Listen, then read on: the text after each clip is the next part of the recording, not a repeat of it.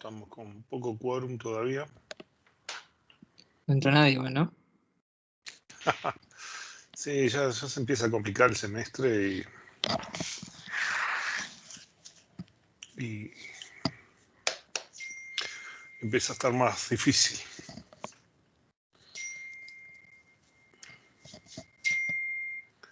También mucha gente hoy tenía feriado, ¿no? El área técnica, en general gente de soporte y eso, si no estás de turno, de guardia, hoy tenías feriado, entonces capaz que aprovecharon y se desaparecieron. Pero no podemos perder nuestras clases, porque tenemos el parcial ahora pronto y tenemos que terminar estos temas.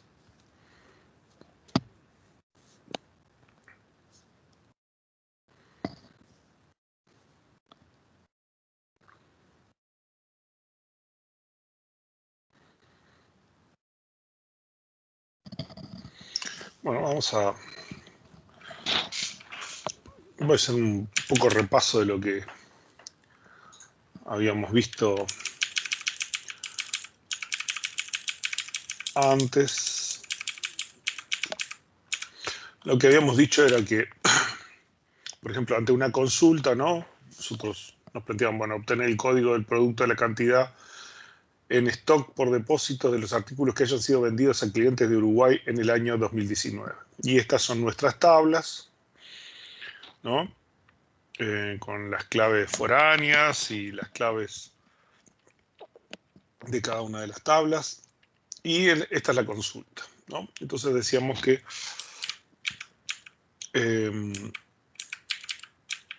esta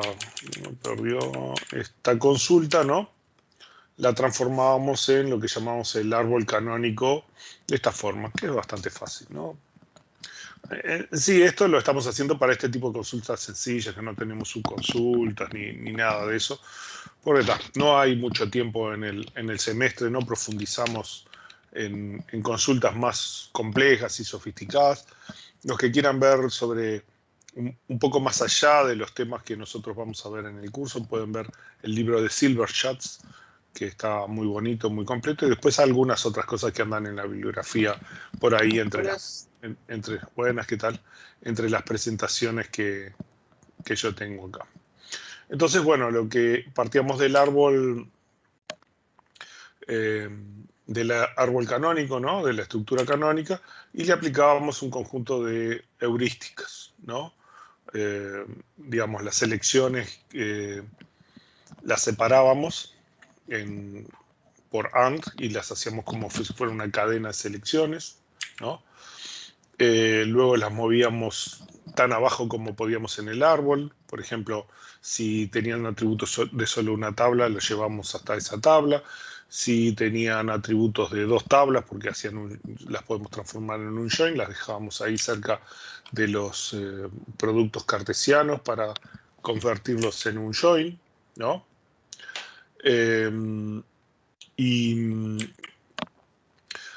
Tratábamos de que tuviera mayor profundidad del lado izquierdo, ¿no? De forma que esto se pudiera ejecutar en forma secuencial, ¿no? Que si bien habíamos dicho que en algunos casos podíamos, por ejemplo, si tuviéramos más de tres tablas, tuviéramos 4, podríamos hacer el join acá de esta tabla con otra más, pero el problema es que quizás estamos haciendo un join demasiado grande para tuplas que quizás si tuviéramos en cuenta las tuplas de este lado no hubiera sido necesario. Entonces, muchas veces los árboles así estirados hacia la izquierda nos garantizan la mayor parte de las veces que la cantidad de tuplas que vamos a joinear en general va a ser la mínima necesaria para resolver la consulta, ¿no? Que si no haríamos un join sin saber que son de Uruguay y que son del año 2019, acá estaríamos haciendo el join de temas de stock y un montón de otras cosas sin estas selecciones. Entonces eso no sería conveniente, ¿no? También para cada operación tenemos que ver qué es lo que vale la pena trasladar, ¿no? Porque si acaso tenemos que materializar un una parte del resultado. Por ejemplo, se hace este join y el resultado es muy grande, no entra en la memoria, entonces tenemos que crear un archivo temporal. Al seleccionar solo los atributos que realmente precisamos para continuar con la consulta, garantizamos que ese archivo va a ser el mínimo, ¿no? Y también hay en ciertas situaciones, por ejemplo, supongamos que no hay un mecanismo para obtener las órdenes del 2019. Entonces sí o sí tenemos que leer todas y cada una de las órdenes, ¿no? Porque no hay un índice, ni están ordenados por fecha, ni nada, ¿no? Entonces, ¿qué pasa? Como de todas formas lo tenemos que hacer, lo que podríamos hacer es pegar la selección de las órdenes del 2019 a las del join. Las hacemos juntas, al mismo tiempo, ¿no? Y de esa forma, por ejemplo, eliminamos la necesidad de materializar la selección de las órdenes del 2019, ¿no? Y además se está haciendo todo junto y no hay que transferir archivos o datos entre medio de todo esto, ¿no? Entonces ese tipo de cosas a veces nos permite optimizar un poco más las operaciones, ¿no? Una vez que tenemos las operaciones, ¿no? Podemos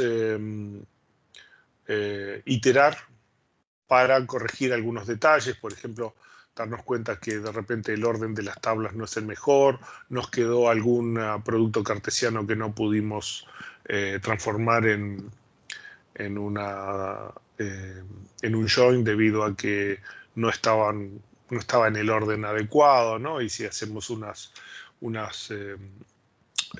permutaciones de alguna de las tablas, lo podemos mejorar, ¿no? Y volvemos a iterar para asegurarnos de que nos queda bien. Y una vez que nos queda bien, obtenemos a partir del árbol la fórmula en álgebra relacional que hace las opciones. Lo que luego hacemos es, para cada una de las operaciones, le vamos a ver una alternativa. Guarda, el sistema de base de datos podría llegar a ser varias alternativas de esta fórmula. Por ejemplo, eso, con distintas permutaciones de las tablas o distintas opciones. Puede ser varios conjuntos, ¿no? Y para cada uno de ellos vamos a ver distintas formas de hacer cada una de las operaciones. Por ejemplo, la selección de los usuarios de Uruguay se puede hacer por full scan, o sea, leer toda la tabla, o quizás hay un índice por el cual podemos ir y recorrer a todos los usuarios de Uruguay, ¿no? En función de cuántos usuarios esperamos tener, del tamaño de la tabla y un montón de cosas, quizás sea más conveniente un caso o el otro. Entonces el sistema lo que va a hacer es va a calcular el costo haciéndolo de una forma y de otra, ¿no? Y lo va a agregar para calcular el costo total de la consulta, ¿no? Lo mismo para los joins, para otras selecciones, etc. Entonces, tiene varias alternativas de cómo hacer la fórmula, pero para cada fórmula también varias alternativas de hacer las operaciones. Dentro de todas estas, lo que va a hacer es evaluar los costos y se va a quedar con la mejor, ¿no? Aquí, como ejemplo, tenemos una consulta en la cual hacemos el árbol canónico, y este es muy sencillito, lo que estábamos buscando son los proyectos y el departamento del número de proyecto, cuál es el gerente y la dirección y la fecha de nacimiento del gerente del departamento que él dirige cada proyecto, ¿no? Y acá están las operaciones del join y además los proyectos que se hagan en el departamento de Montevideo, ¿no? Y aplicando las heurísticas llegamos a que los proyectos tienen la selección de Montevideo, entonces lo ponemos a la izquierda y después los join los vamos haciendo en este orden, ¿sí? Bueno, esta es una opción también de heurística por dependencia foránea que vimos, pero no, esto lo puse yo de extra, pero no está fuera del programa, ¿no? Sin embargo, si lo usan como aplicación, funciona y es fácil hacer los costos, ¿no? Es para cierto tipo de consultas, ¿no? Que tengan así estas dependencias de clave foránea.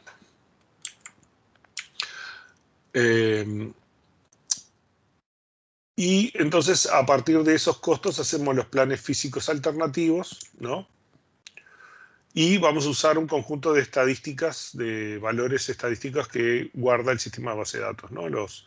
La cantidad de valores diferentes para un cierto atributo, el porcentaje de los registros que se van a seleccionar bajo una cierta condición en un atributo, la cardinalidad promedio de la selección de un valor dado en un atributo, la cantidad de niveles del índice y algunos otros informaciones como histogramas esperados, ¿no? Para tener una idea de la distribución de valores que vamos a tener en la base de datos dependiendo con qué valores estamos haciendo las consultas. Con toda esta información el sistema es capaz de hacer una predicción más o menos precisa de el costo y el tamaño de los datos que va a recibir al hacer las consultas, ¿no? Hablamos de que en general los sistemas de base de datos no mantienen las estadísticas. Quizás un poco la excepción es Oracle, que Oracle sí mantiene las estadísticas y está configurado para eso. Lo que hace es cuando hace algunas consultas y ve que el resultado le dio muy mal, entonces va y corrige las predicciones en sus tablas, ¿no? Pero, por ejemplo, algunos otros nunca actualizan las estadísticas. Tiene que ser el administrador de base de datos que corra algunos procesos para ajustar las estadísticas para la estimación de costos, ¿ah? Y bueno, una parte ya la habíamos visto. Asumimos que hicieron prácticos sobre índices, tienen los conceptos vistos en clase, hicieron algunos ejercicios y que estamos preparados para ver la parte de selección, que en realidad ya la vimos, pero la vamos a repasar, ¿tá? Para hacerla rapidito y después pasar a la parte de join, que es así, no lo vimos. ¿Preguntas hasta acá? ¿Algo? ¿Dudos? Por ahora no. Está. Bueno, la selección ya la hemos visto, pero la vamos a repasar, ¿no? Bueno, por supuesto, siempre la selección de una tabla, o sea, seleccionar las tuplas de una tabla por alguna condición, bueno, puede ser por igualdad, puede ser por rango, de tal fecha a tal fecha, o de tal valor a tal valor, o algún tipo de búsqueda compleja, ¿no? De decir, bueno, si cumple tal cosa y cumple tal otra, y es mayor y menor que tal otra, ahí ya es más difícil diseñar un medio de acceso adecuado. Pero vamos a ver que hay algunas alternativas. Los algoritmos de selección, bueno. El principal, el que siempre probamos, por defecto por lo menos lo calculamos, es el full scan, ¿no? La búsqueda lineal. ¿Eso qué es? Es agarramos la tabla y leemos el primer bloque, y si no está ahí leemos el segundo, y si no está ahí el tercero, y así todo hasta el final, ¿tá? La búsqueda lineal, digamos, el peor costo es la cantidad de bloques de la tabla, ¿no? En ese caso es... ahí varía un poco el promedio esperado en función de varias cosas. Por ejemplo, este promedio de cantidad de bloques sobre 2 es si siempre buscamos un valor que sabemos que está en la tabla, ¿no? Porque tenemos una idea de que todos los valores de cierto rango, o porque lo traemos de otra tabla y tiene una clave foránea o alguna cosa así, y está en esa tabla, ¿no? Este valor promedio quiere decir, en realidad, que si yo busco una vez y de repente tengo suerte y en el primer bloque lo encuentro, pero busco otra vez y lo encuentro en el último, y después todas las demás veces encuentro en el medio los otros valores. Entonces, en promedio, lo que voy a hacer es leer la mitad de los bloques, ¿no? Ahora, si yo un 20% de las veces estoy buscando valores que no están en la tabla, esos valores que no están en la tabla, asumimos que es una tabla que no está ordenada por el atributo que estamos buscando, ¿no? Pues si estuviera ordenada podríamos hacer bipartición. Pero esta tabla no está ordenada. Entonces, si el 20% del tiempo yo no estoy buscando valores que no están en la tabla, para todos esos valores que no están en la tabla, siempre el costo va a ser la cantidad de bloques, porque siempre tengo que buscar hasta el final para darme cuenta de que no está en la tabla, ¿no? Entonces, el 20% tengo el costo este, BR, y el 80% tengo este. Igual, lo que yo voy a tener es el costo promedio de esa situación es el 60% de los bloques, ¿no? Que es más que BR sobre 2, más que la mitad de los bloques. ¿Sí? ¿Se entiende la situación? ¿Me comprenden? Sí. ¿Ah? O sea, estas fórmulas que están acá son casos estereotípicos. Para un caso particular quizás puedan variar y bueno, ustedes la pueden estimar mejor. O sea, esto es un caso estereotípico de esas condiciones. Yo busco valores que yo sé que están en la tabla. El peor caso es BR. Si busco muchos valores que nunca están en la tabla, puede ser que mi costo se aproxime a este. Depende cuál sea el porcentaje de los valores que encuentro y los valores que no encuentro, mi promedio puede variar. Si mi tabla está ordenada, físicamente ordenada, podemos hacer la búsqueda binaria, ¿no? La búsqueda binaria, bueno, bien, yo tengo toda mi tabla y entonces cuento todos los bloques y busco el bloque del medio. Y ahí comparo el valor que tengo con el valor que estoy buscando, ¿no? Este es un caso de juguete, porque en realidad si yo tengo 41 valores todos ordenados y estoy buscando el 14, podría ir directo al 14, ¿sí? Pero supongamos que en una tabla real quizás no están consecutivos, están ordenados pero no son valores consecutivos y que tienen espacios sin números entre medio y por lo tanto la posición y el número no siempre están vinculados. Entonces yo lo que haría es, si busco el valor 14, veo acá, voy al bloque del medio, ¿no? O sea, este es el comienzo, este es el final. El bloque del medio es 21. Miro, 21 es mayor que 14. Por lo tanto, el 14 si está, tiene que estar en esta mitad. No va a estar acá porque estos son los números mayores. Entonces, de esta mitad, ahora lo que hago es, tomo esta mitad y busco en el medio, ¿no? Y acá obtengo el 10. El 10 es mayor que 14, ¿no? Y menor que 21. Por lo tanto, el 14 tiene que estar entre el 10 y el 21. Y el 0, el 1 lo descarto, ¿no? Entonces, entre el 10 y el 21, encuentro la mitad que es el 16 y pruebo. 16 con 14, 14 es menor, por lo tanto el 16 está entre este lugar y el 10 anterior. Y así voy hasta que encuentro el valor, ¿no? Eventualmente lo voy a encontrar simplemente porque como es valores enteros, en algún momento voy a llegar al bloque que corresponde, ¿sí? Si está.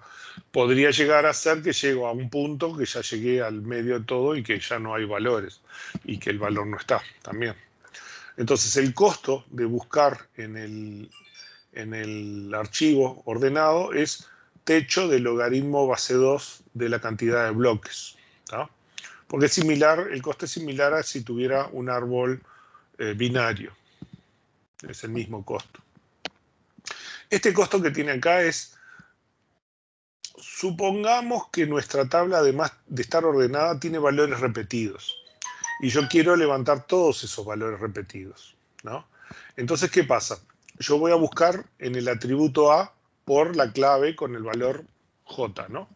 Y entonces, buscar por bipartición, a encontrar el primer valor, es logaritmo base 2 de la cantidad de bloques. ¿Tá? Este es el costo máximo que tiene. Podría ser menor si de suerte voy y ya elijo un bloque donde está el valor que estoy buscando.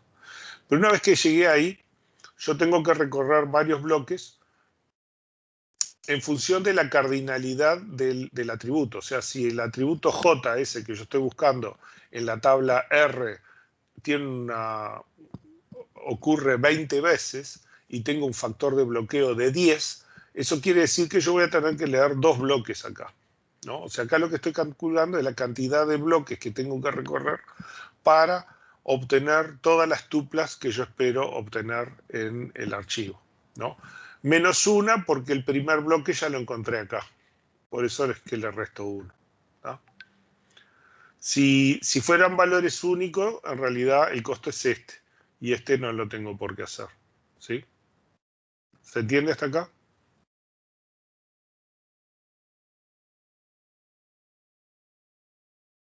¿Sí? ¿Me siguen? ¿Se entienden los costos?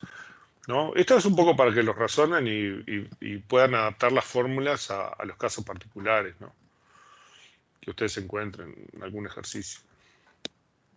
Bueno, acá hay el algoritmo de bipartición o búsqueda binaria, ¿no? O sea, esto mismo que hicimos acá, simplemente hacerlo con bloques, ¿no? Empieza con comienzo es igual a 0 y fin es la cuenta de bloques y calcula el punto medio y leo el bloque del medio.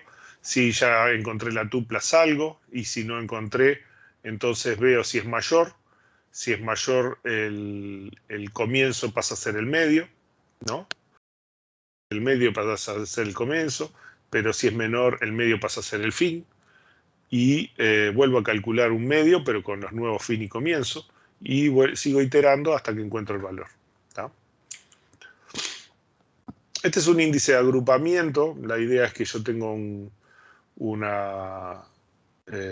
directorio que puede tener un costo X. En este caso es un solo bloque, pero podría ser más de uno, podría tener un árbol. Puede haber variantes acá, ¿no? Y después lo que tiene que hacer es recorrer todos los bloques de los punteros a los valores que tiene que buscar, ¿no? Acá está calculando solo los punteros, pero si además tiene que ir a buscar las tuplas, hay que agregarle la lectura de cada tupla en el caso de que sea un índice denso, ¿no? Yo tengo que leer cada uno de los bloques donde están las tuplas de los valores. Entonces acá tendría que agregarle todos los bloques que yo tendría que leer, ¿no? O sea, en este caso sería, más adecuadamente, sería más esto.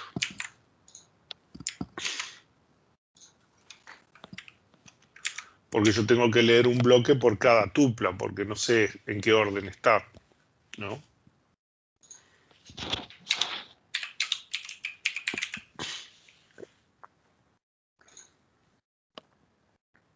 ¿Sí? ¿Me siguen? ¿Se entiende?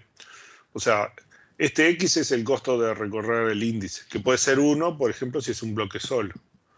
Después yo digo, bueno, estoy buscando el valor 1 y el valor 1, la selectividad del valor 1 me dice que son 7 valores y el factor de bloqueo es 3, ¿no?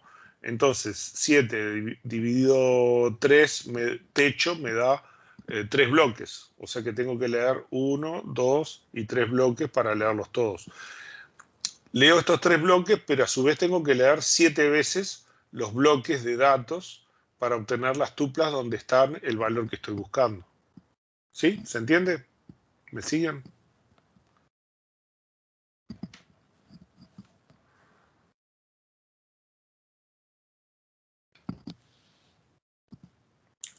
Bueno, supongamos que sí. Bueno, los hash en general tienen un costo de lectura 1 o 2, dependiendo del tipo de hash y cómo hagamos la administración. Acuérdense que con un hash extendible, lo que hacemos es que siempre el costo de lectura sea 1, ¿no? A no ser que yo esté justo en ese momento que estoy reordenando, porque el hash recién se agrandó y entonces tengo algunos bloques que tengo que reordenarlo.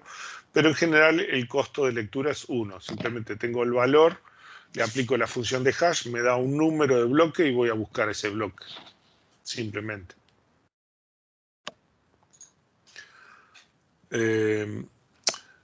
Si tenemos un índice primario, por ejemplo, un árbol B, ¿no? Generalmente lo que vamos a tener es un costo X del índice más recorrer los múltiples registros, ¿no? Acá es un costo.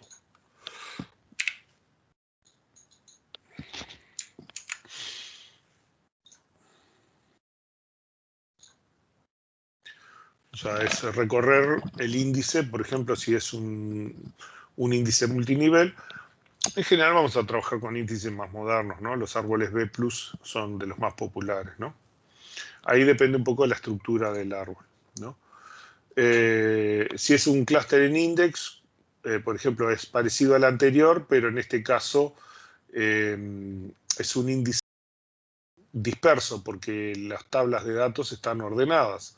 Entonces vamos a tener el costo de leer el directorio y luego el costo de recorrer todos los bloques para el valor que estamos buscando, ¿no? O sea, la selectividad del atributo, por ejemplo, con el valor 1, me va a dar 7, ¿no? pero el factor de bloqueo de la tabla de datos en este caso es 4. Por lo tanto, esto me va a dar 2. Entonces, para leer todas las tuplas que tienen valor 1 en la clave, tengo que leer el directorio, un bloque y 2 bloques más, este sería el costo C, y 2 bloques más dados por este costo, ¿no? 7 dividido 4, techo. Entonces ese sería el costo de leer un índice de agrupamiento. En general, si se ven, son todos muy parecidos, ¿no? Vean que usar un índice secundario B+, un árbol B+. El costo X es el costo de recorrer el árbol, ¿no? Desde el nodo raíz hasta llegar al nodo hoja, ¿no? Si acaso hay valores que se repiten, lo que yo tengo que hacer es recorrer los nodos hoja. Acá lo que estoy haciendo es lo mismo que calculé antes, pero estoy usando el factor de bloqueo de los nodos hoja. O sea, supongamos que yo quiero ir, yo qué sé, desde el 13 hasta el 21, ¿no? Entonces, del 13 al 21 son 8 valores, ¿no? 13, ¿no? 13, 14. Son 9 valores, ¿no? 9 valores. Entonces, la selectividad de ese rango es 9 valores. Dividido el factor de bloqueo, que es 3, me va a dar 3. O sea que yo leo 3 de profundidad hasta llegar. Y después leo 3 bloques. Menos 1, porque el primer bloque ya lo leí, estaba incluido acá, ¿no? Y después de eso, lo que yo tengo que hacer es ir a buscar los bloques de datos que están acá abajo. Entonces cada uno de esos 9 valores los voy a ir a leer a los distintos lugares de las tablas, ¿no? Vean que es muy parecido a las fórmulas que vimos antes. No tienen mucho misterio. Y en base a la estructura del árbol es fácil calcularlo. ¿Me siguen hasta acá? ¿Se entiende? Sí. Bueno. Una de las opciones son los índices mapa de bit, pero no vamos a ver mucho de eso. La idea es que yo tengo, por ejemplo, un bloque con un montón de tuplas, ¿no? Y tengo algún atributo que tiene pocos valores, 3, 4 valores. Entonces yo esos 3, 4 valores los codifico con 2 bits, nada más, ¿no? Con las combinaciones de 2 bits. Y esto lo puedo hacer, vean que acá lo hago con 1, 2, 3, 4, 5, con 10, 11 bytes yo codifiqué un enorme bloque de datos, ¿no? Entonces eso me permite tener un índice muy chiquito con el cual puedo buscar rápido y verificar las tuplas, ¿no? O sea, hay una correlación entre el número de tupla y el conjunto de 2 bits, por ejemplo, o 3, o la cantidad que sea, con cada tupla. Entonces, según la posición, yo puedo calcular cuál es la tupla en el bloque que corresponde con eso. Y estos nos quedan unos índices muy chiquitos porque los manejamos a nivel de bits.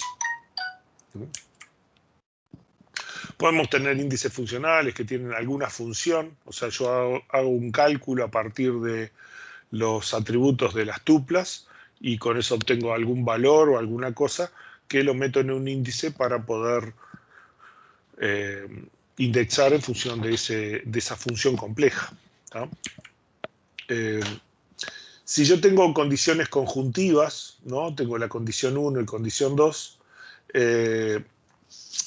y no tengo nada en el archivo que me ayude, en general no tengo más remedio que leer todo el archivo y empezar a seleccionar las tuplas por esas condiciones, ¿no? Si yo tengo un índice compuesto que por lo menos coincide con una de las condiciones, lo que puedo hacer es recorrer por este índice que me permite buscar por una de las dos condiciones y luego recorro y luego veo las tuplas a ver si cumplen la segunda condición y entonces en función de eso decir si lo descarto o lo mantengo para el resto de la consulta, ¿tá? La otra opción interesante que algunos sistemas hacen es esto, ¿no? Es, por ejemplo, para cada condición yo podría tener un índice para cada condición, ¿no? Entonces, cuando quiero hacer esta consulta con esta condición y con esta condición, lo que voy a hacer es, de estos dos índices, los índices me van a dar los punteros de los bloques o de las tuplas donde se cumplen una condición y la otra. Y lo que yo voy a tener que hacer es hacer un join. Hago un join entre el resultado de un índice y el resultado del otro. Cuando ambas condiciones se cumplan, yo puedo hacer el join porque tienen el mismo valor, el mismo puntero al bloque, ¿no? Y entonces, de esa forma, identifico los punteros a bloques o los punteros a registros donde hay tuplas que cumplen las dos condiciones, ¿no? Es un caso muy particular, pero algunos sistemas de base de datos saben aprovechar este tipo de cosas. Y para ese tipo de condiciones pueden ser muy, muy eficientes, ¿no? Si le ponemos a mano un índice de esos. ¿Me siguen en el razonamiento? Este no me quedó muy claro. ¿Cómo sería? Tenés dos condiciones, Yo tengo dos dos índices. condiciones, sí, dos condiciones, yo qué sé, más o menos complejas, ¿tá? Y esta condición es una fórmula, ¿no? Y entonces yo hago un índice por el valor de esa fórmula, ¿no? Ah, Algunos sistemas de base de datos tienen hasta, yo qué sé, Postgres tiene hasta una especie de editor de fórmulas complejas, así. Tú podés inventar un índice que tiene alguna condición sofisticada, ¿no? o sea, en lugar Y de hacer un índice por valores, se calcula un valor para cada se uno. calcula un Ese sería. valor para eso. Esa es un poco la idea, ¿no? Ok. Está bien, está bien. O puede ser simplemente un valor, decir, bueno, eh, que tenga x igual a 4 y el y igual a 8, por ejemplo. Y puede ser un índice sencillo, uno que indexa x y otro que indexa y. También podría ser tan sencillo como eso, ¿tá? En este caso lo que tengo es un índice por la condición, yo estoy buscando todos los valores de x igual a 4 y todos los valores de y igual a 8, ¿no? Y entonces, esto me va a dar un conjunto de punteros a bloque o a registro, depende de los índices, si son densos o dispersos.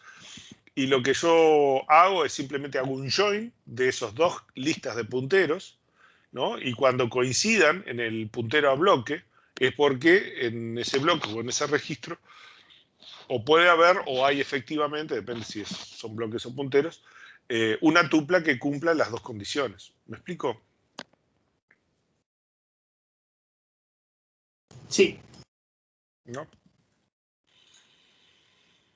Bueno, si son selección disjuntiva, un OR es fácil, porque simplemente hago una condición, hago la otra y la junto, ¿no?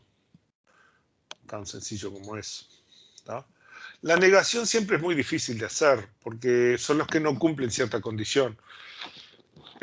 Para algunos conjuntos de datos a veces puede ser fácil, porque si yo digo los que no son menores que 5, son los que son mayores o iguales a 5, ¿tá?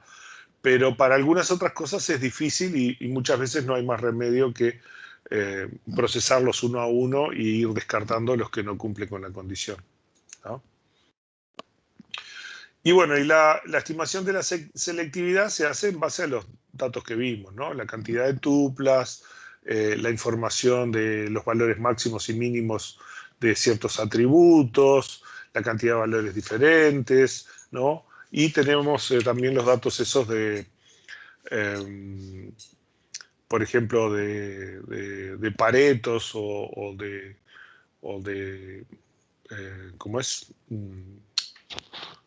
Tablas donde dicen, bueno, para tales o cuales atributos esperamos obtener tales y cuales valores, etcétera, ¿tá? Profe, Sí. esa cosa que dijiste negativo, ¿recomendarías entonces cuando haces consultas a una base de datos, tipo, intentar convertir vos mismo en negado? ¿O vos decís que ya lo hacen bien? Ya. No, ahí depende la negación de qué es, ¿no? Si vos le estás diciendo que no a probablemente una consulta compleja, y es muy probable que no lo pueda transformar en algo sencillo. Si es Eso tal una vez consulta simple, una comparación, probablemente pueda. Muchos lo. A ver, si vos le decís que no sea mayor que 5, ¿no? Le decís. Y tal, entonces te lo va. La mayor parte de los sistemas se dan cuenta que el valor tiene que ser menor o igual a 5, ya está. ¿no? Pero para algunas otras consultas complejas puede ser difícil para el sistema. Entonces es recomendable una consulta compleja intentarla, tipo, como, Y sí, siempre. para que no sea negativa. Sí, un poco la idea de todo esto es que ustedes entiendan cómo funciona el sistema de base de datos y cuando tengan problemas de eficiencia que tengan algunos elementos para poder hacer el diagnóstico, ¿no? Y decir, bueno, si cambio la consulta, puedo ayudar al sistema. O sea, los sistemas, todos tienen sistemas de optimización, incluso bastante más sofisticados de las cosas que vimos ahí, ¿no? De las cosas que nosotros vimos en esta parte de optimización, que no nos restringimos exclusivamente a lo que presenta la bibliografía, el libro que estamos usando, ¿no? Pero hay otros libros con cosas más sofisticadas e incluso tengo otra presentación, pero no nos da mucho el tiempo, en el cual vemos los casos específicos de algunos sistemas de base de datos, ¿no? Por ejemplo, Postgres tiene un algoritmo evolutivo. Agarra y genera un conjunto de evoluciones de optimizaciones de consulta y las hace correr y reproducirse y calcular, y con eso va haciendo intercambios de cosas hasta que llega a un cierto óptimo local, ¿no?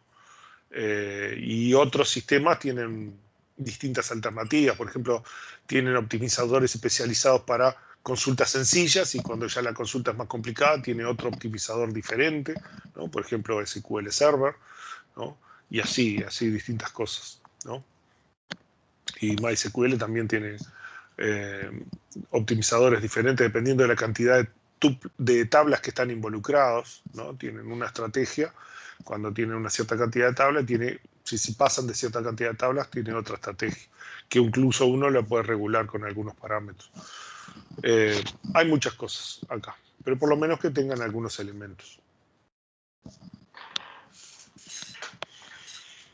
Bueno, entonces decíamos, precisamos estas informaciones para hacer la selectividad y vamos a un ejemplo. ¿Tá? Bueno, este ejemplo es con el método de las claves foráneas, que igual... Bueno, no estamos haciendo el ejemplo con este, no es con la clave foránea, estamos haciendo el método de la optimización normal. Tenemos empleado y cliente. La idea es que yo tengo una facturas que tienen líneas. Cada línea hace referencia a un producto y a la cantidad de ese producto y el precio total, ¿no? Y cada producto tiene su precio unitario, ¿no? Es una factura con líneas, con ítems de productos, ¿no? Y la factura tiene la cédula del cliente y la cédula del vendedor, ¿no? Identifica quién fue el vendedor, quién fue el cliente y qué productos se compraron, en qué cantidad y a qué precio. Esa es mi base de datos. Y tenemos esto, ¿no? La cantidad de tuplas que tiene cada tabla, 120 empleados, tamaño 76, físicamente ordenado por cédula. El cliente tiene 2.400 clientes, la tupla 64 bytes, también físicamente ordenado por cédula. La factura tiene 16.000 facturas con 16 bytes por tupla, físicamente ordenado por ID factura.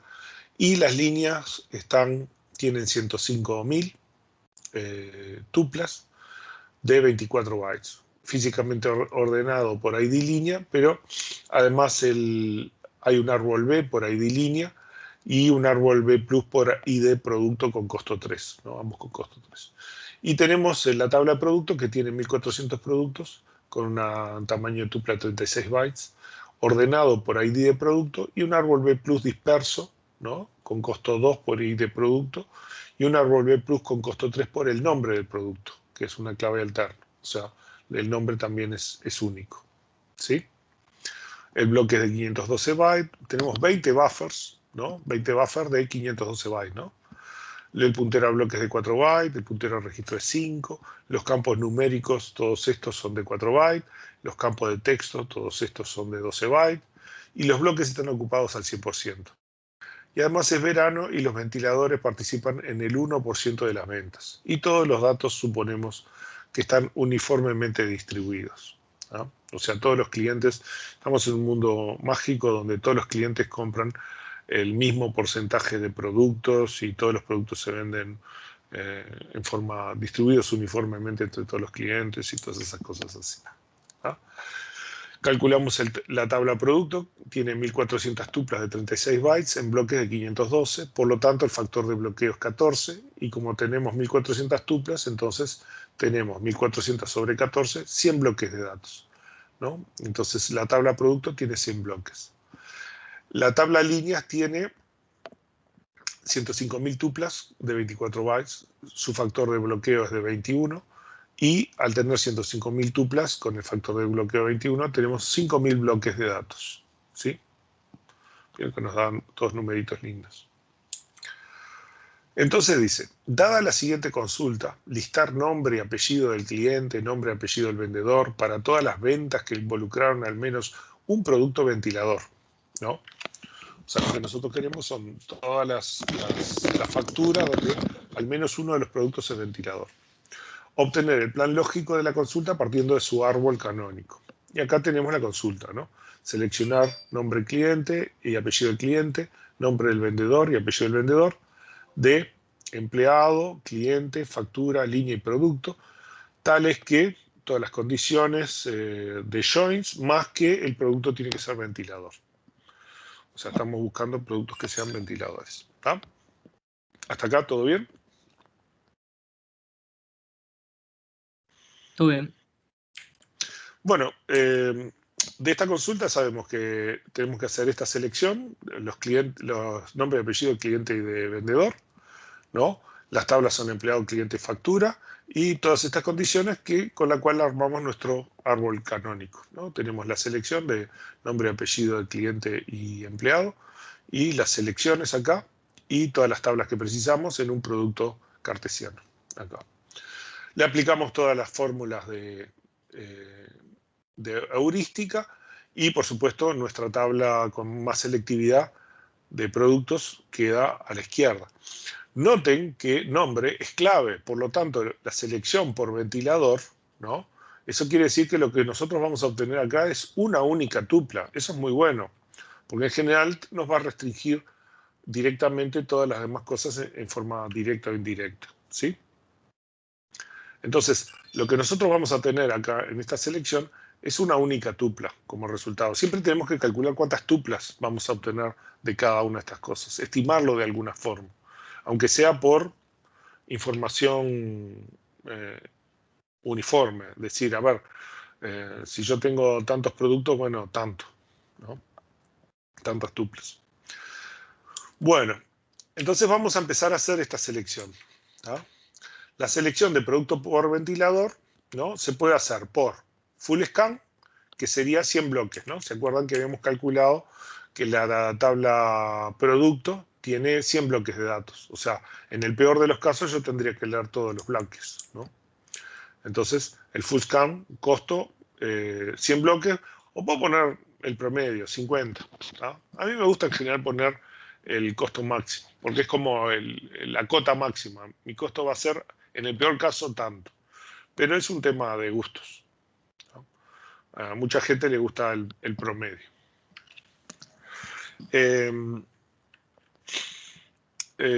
Hay también un índice B+ por nombre que tiene un costo 3 más 1 para obtener el dato. O sea, 3 es para recorrer el árbol y obtener el nodo hoja. Pero ahí yo tengo el puntero al dato de la tabla de datos. Porque con el nombre ventilador yo preciso el ID del ventilador, el identificador del ventilador, para usarlo para el resto del join. Si se fijan, los joins se hacen por ID de ventilador. O sea que tengo que ir hasta la tabla de datos, ¿no? Y obtenemos una tupla, porque esta era una clave alterna. ¿Hasta acá? ¿Todo queda claro? ¿Preguntas? ¿Dudas? ¿Puedes ir a la anterior página? Bueno, la siguiente, entonces, no sé si. Dale. ¿Sí? Bueno, colorcitos diferentes, así que...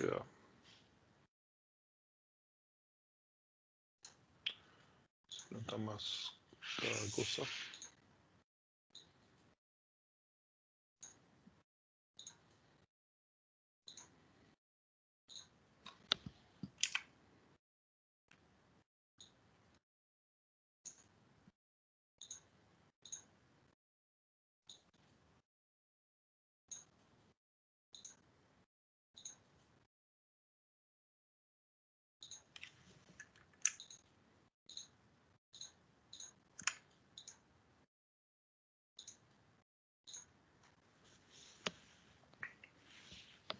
¿Sí? ¿Todo bien?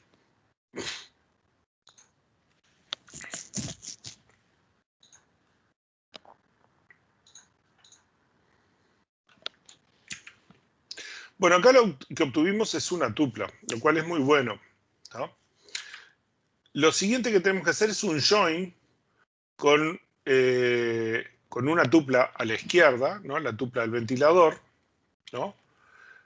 Y tenemos que hacer un join con la tabla líneas. Tenemos que obtener las líneas de factura que tienen el producto ventilador.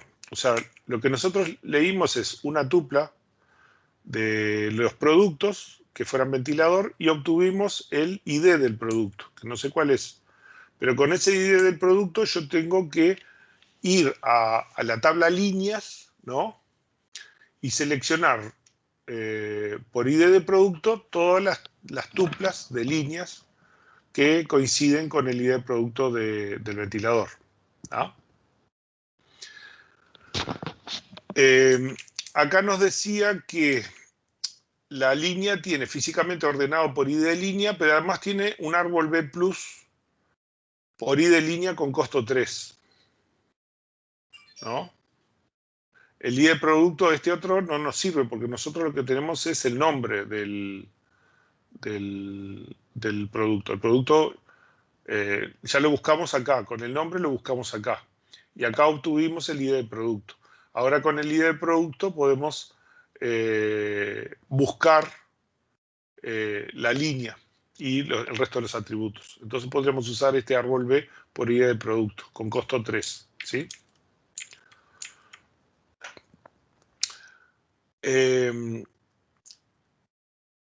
¿Cuál es la ventaja? Este join no lo tenemos que hacer como un join porque lo único que tenemos es una tupla del lado izquierdo, nada más, es un valor. Entonces en realidad esto funciona como si fuera una selección.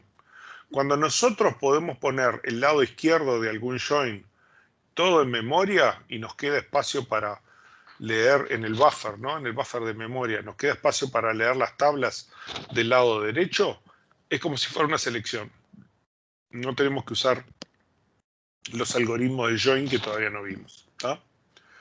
Entonces acá lo que nosotros tenemos que hacer es, estas son las fórmulas que nosotros habíamos visto hoy, ¿no?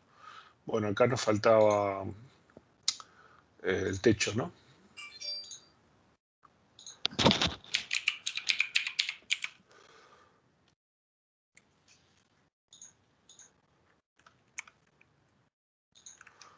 Faltaba el techo que lo teníamos acá, pero acá no está.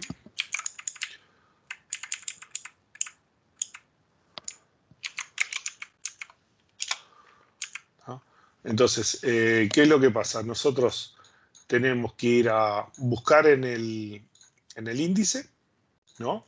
Que tiene altura 3, y luego tenemos que recorrer los nodos hoja para la cantidad de ventiladores que nosotros esperamos encontrar.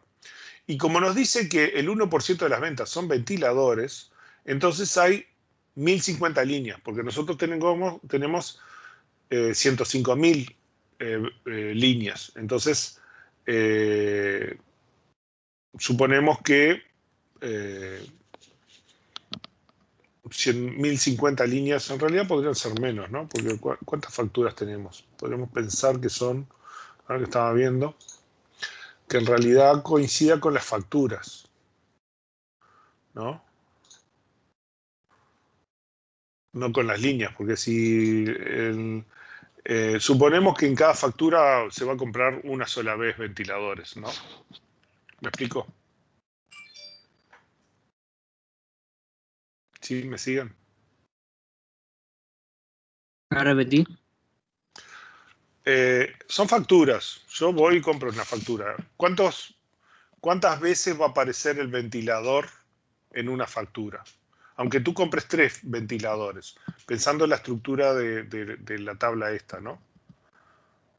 Vean que la idea es que la factura tiene el número de factura, pero yo tengo cantidad y precio de un cierto producto. Por lo tanto, si yo voy a comprar 3 ventiladores, Acá voy a tener 3. De acá voy Sí, a tener la idea. aparece, sí, usualmente aparece la cantidad solo, ¿no? Entonces, normalmente en una factura va a aparecer el ventilador una sola vez, en una sola línea. Sí, ¿Sí? el precio combinado. Por eso. ¿Tá? Entonces, un poco la idea era de que la solución que estábamos haciendo acá, el 1% de las ventas son ventiladores, ¿no?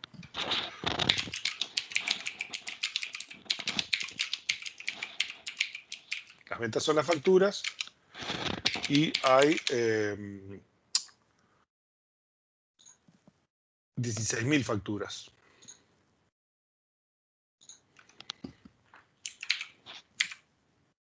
$16.000, ¿no?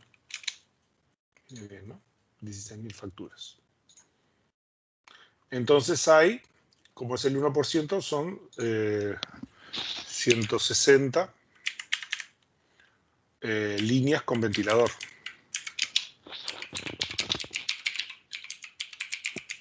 ¿Sí?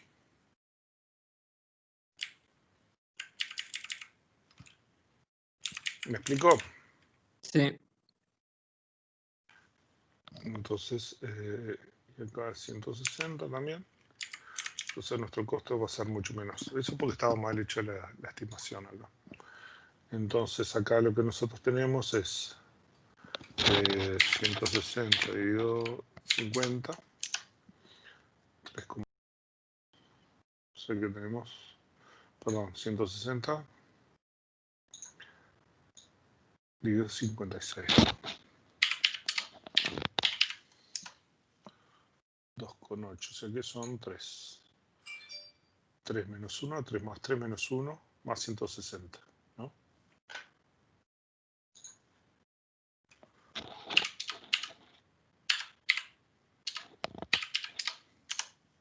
$165.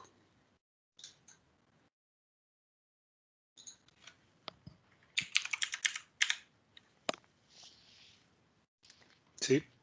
Ese sería el costo de ir a buscar por el índice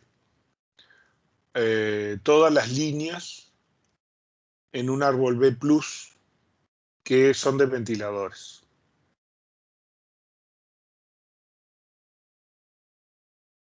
¿Sí? O sea, este es el costo de recorrer el árbol desde el nodo raíz hasta el nodo hoja. Este es el costo de recorrer los nodos hoja, menos 1 porque hay uno de estos bloques que ya lo alcanzamos con este costo, ¿no? Y de ahí obtengo 160 punteros para leer 160 bloques de datos, de los datos, donde están las líneas con ventiladores. ¿Sí? Si se fijan, es lo mismo que hicimos en las fórmulas que estaban antes, ¿no? Estas fórmulas que habíamos calculado antes en la parte de selección. Simplemente aplicamos la fórmula, nada más. La selectividad acá la tuvimos que deducir a partir de la letra, ¿no? Y hacer una interpretación. ¿Sí? ¿Me siguen hasta acá? Sí. La otra opción es que lo hubiéramos hecho con full scan, ¿no? Y hubiéramos leído 5.000 bloques, pero esto es mucho más costoso, obviamente, ¿no?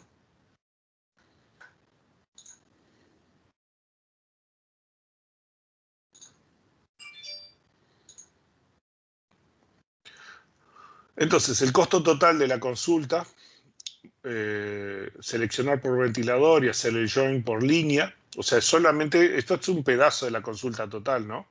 Sería todo esto, ¿no? Y acá tenemos que recalcular algo. Recalculando, pues 3 más 1 por 3 más, tenemos que ponerle el nuevo valor.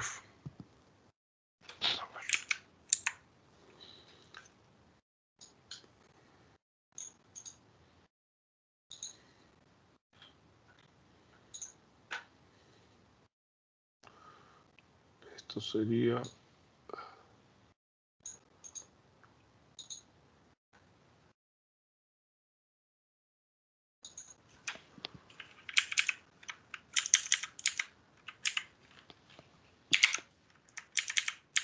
Ahí estamos. ¿Ah? Esto es 10 menos 1 más 160, 169. ¿Ah? Esta es la cantidad de bloques que nosotros tenemos que leer para poder hacer esta parte de la consulta. Hacer el join del ventilador con todas las líneas de las facturas. ¿Sí? ¿Me siguen?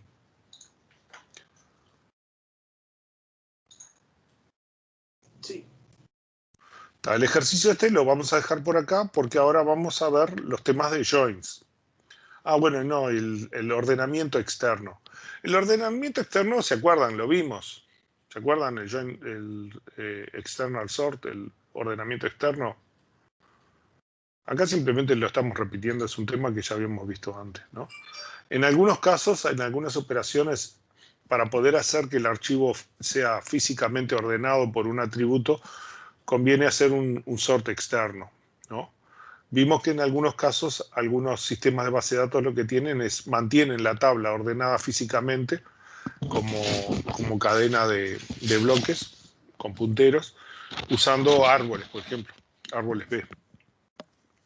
Y algunos otros sistemas usan algunos otros mecanismos o mecanismos de external sort, ¿no? Obligando a que la tabla de tanto en tanto se ordene físicamente. Pero vamos a ver que hay casos donde tenemos joins que si no tenemos buenos medios de acceso o no tenemos buenas condiciones, el join puede ser muy costoso.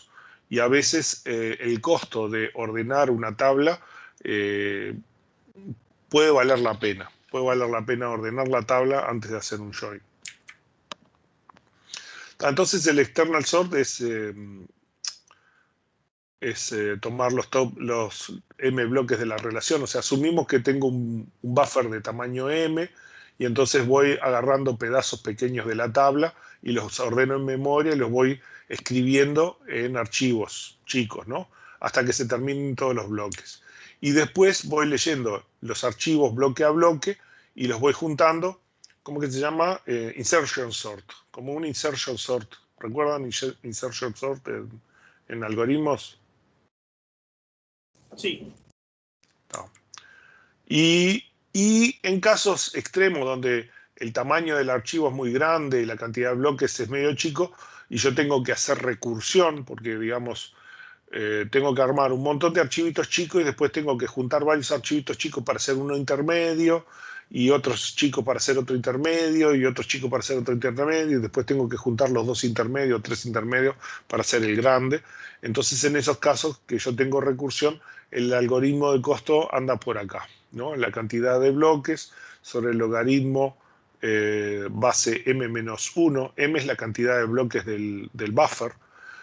De la cantidad de bloques dividido m, porque este es el tamaño, la cantidad de archivos pequeños que voy a hacer, más 1, y toda esta es mi fórmula, en caso de que lo haga en forma recursiva, ¿no? Bueno, este es el algoritmo de bipartición que ya habíamos visto que era muy eficiente para buscar cosas, ¿no? Más de lo mismo de la fórmula, y vamos a ver un ejemplo. Acá nosotros habíamos visto este ejemplo ya antes, pero acá lo vamos a hacer con animación. ¿Ah? Bueno, ahora tenemos hasta animaciones acá en el curso. La idea es que yo tengo esta tabla que está toda desordenada, que incluso creo que es la misma tabla que estaba acá. Es esta misma tabla que está acá.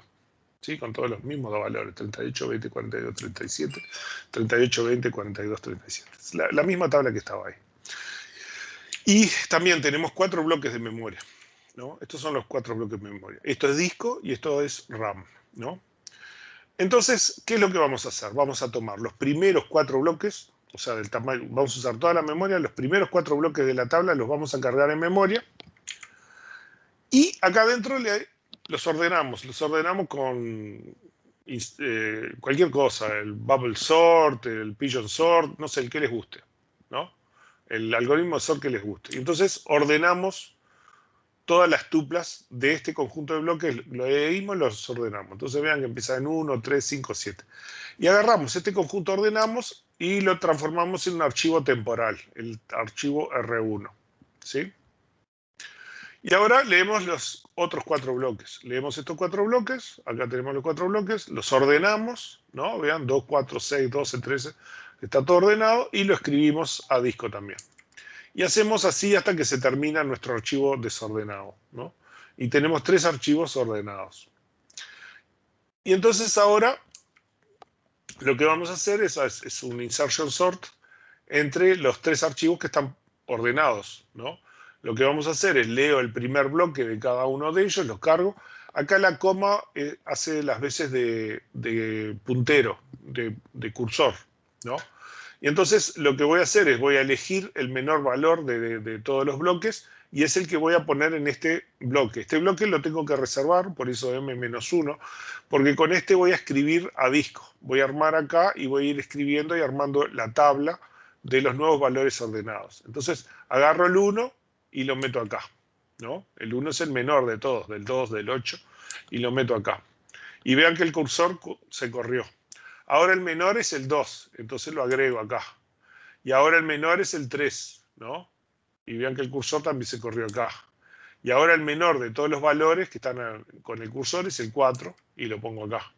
Cuando llené el bloque este, lo escribo a disco, ¿tá? Y escribí el primer bloque del archivo que voy a estar ordenando, ¿tá? Sigo con los valores, ¿no? O sea, borro acá y empiezo a tomar el 5, el 6, después cargo el 7 y el 8, ¿no? Y entonces ya puedo escribir un bloque. Pero además, vean que este bloque 1, 3, 5, 7 ya lo consumí todo. Entonces este lo puedo descartar y leer el bloque siguiente, el 9, 11, 15. Lee el 9, 11, 15 y sigo con el procedimiento. Ahora, ¿cuál es el menor de todos? Y es el 9. Entonces cargo el 9, después el 10, el 11, el 12 y lo escribo a disco. Y así sigo recorriendo todos los bloques, ¿no? Haciendo todos los insertion sort y voy construyendo, mientras voy leyendo todos los archivos temporales, voy construyendo en orden todas las tuplas de mi archivo resultado, ¿sí? Y al final quedo con la misma tabla que la original, pero ordenada, ¿no? RO por ordenado. ¿Sí? ¿Quedó claro?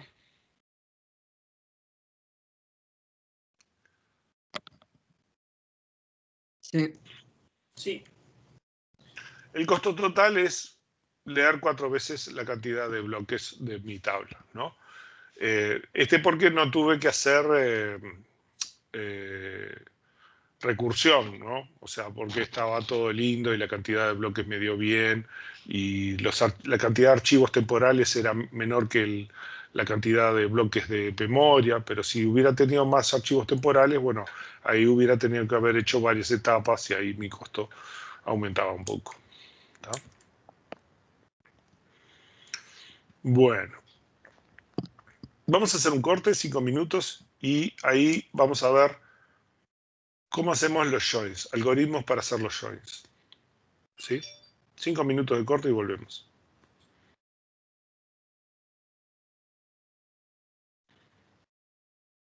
¿Ok?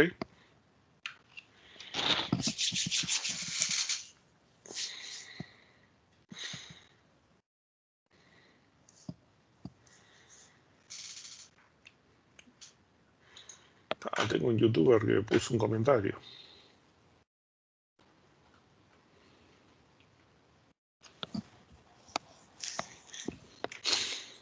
Pero tengo más comentarios de estudiantes del extranjero que de estudiantes de acá. No, acá uno que me dice que mi video estuvo... Hola, mi nombre es José Antonio. Que mi clase estuvo buena. No sé, la que vio en YouTube. Voy a ver si me siguen ustedes, ¿eh?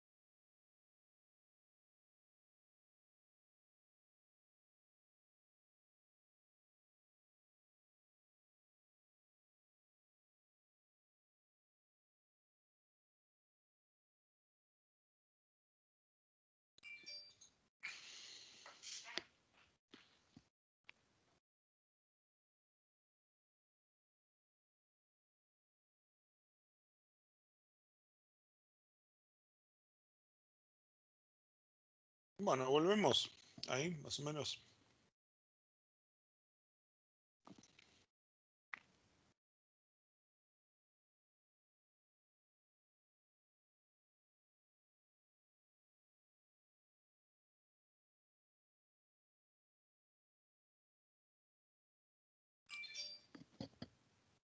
¿Anda por ahí?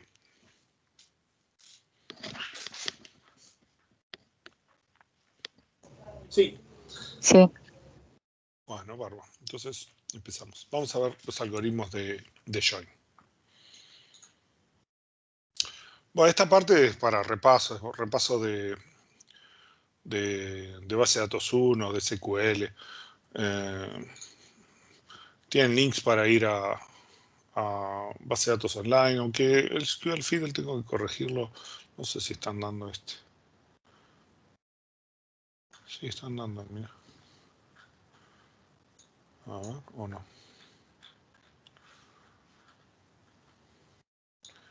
No, me parece que no están dando. A ver, ahí sí respondió algo. Que fue muy largo. Lo que tiene es, tiene un conjunto de datos y tienen algunas consultas ya hechas para probar todos los tipos de join, ¿no? El inner join, el cross join, el natural join, con ejemplos, ¿no? O sea, si le van a cada una de estas consultas, le lleva a esta base de datos online para hacer, tienen la definición de las tablas con los datos y después las consultas y este es el resultado de las consultas, ¿no? Entonces pueden probar todos los tipos de consultas, X-join, theta-join, yo qué sé, self-join, definiciones, semi-join, cómo se hace un semi-join, ¿no? Los símbolos del álgebra relacional, sí. ¿No que no te haya funcionado eso, el SQL Fiddle al principio del semestre? Sí, pero lo que pasa me quedó acá en las páginas estas y simplemente lo estoy pasando para que lo tengan previsto que Ahora, está por ahí. Sí, es eso, nada más. Es simplemente que está ahí y que lo pueden revisar por ahí. Lo fundamental es esto. En el fondo todos son el resultado de alinear las filas de dos tablas o más, de forma que los campos de referencia cumplan con alguna condición. Para las filas de ambas tablas que cumplen la condición, se devuelve alguna combinación de los campos que la componen, ¿no? A nosotros, a bajo nivel, lo que nos interesa es esto, ¿no?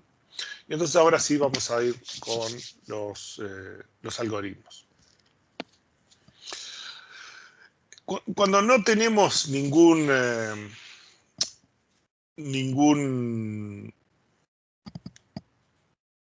particularidad en las dos tablas, o sea, los atributos que estamos tratando de hacer el join, supongamos XJoin en estos casos, o sea, join por igualdad en algunos atributos, y no tenemos ningún tipo de orden en las dos tablas, ni hay índices, ni hay ningún otro mecanismo de acceso a los atributos que estamos tratando de hacer el join.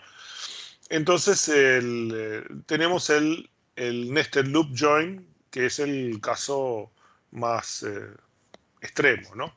Donde no hay más remedio que aparear todas las tuplas contra todas las tuplas, ¿no? Sí, por supuesto que si lo hacemos tupla por tupla, el costo es muy grande. Entonces, en general, lo que hacemos es loops anidados por bloques, ¿no? Este es por registros, ¿no? Y entonces va a ser que cada registro se va a aparear con todos los bloques de la otra tabla. Pero lo más eficiente es el nested block join. Lo que nosotros vamos a hacer es, yo tengo todos los bloques de dos tablas y entonces lo que hago es tomo la primera tabla, el primer bloque de una tabla y lo apareo con el primer bloque de la segunda tabla, el segundo bloque de la segunda tabla y así hasta el final, ¿no? Y cuando termino con esta tabla, paso al siguiente bloque de la tabla de la derecha. Y voy haciendo el apareo con todas las tuplas que yo encuentro, ¿no? En la tabla de la derecha, ¿no? Termino con la tabla de la derecha y de vuelta tomo este bloque y leo toda la tabla, ¿no?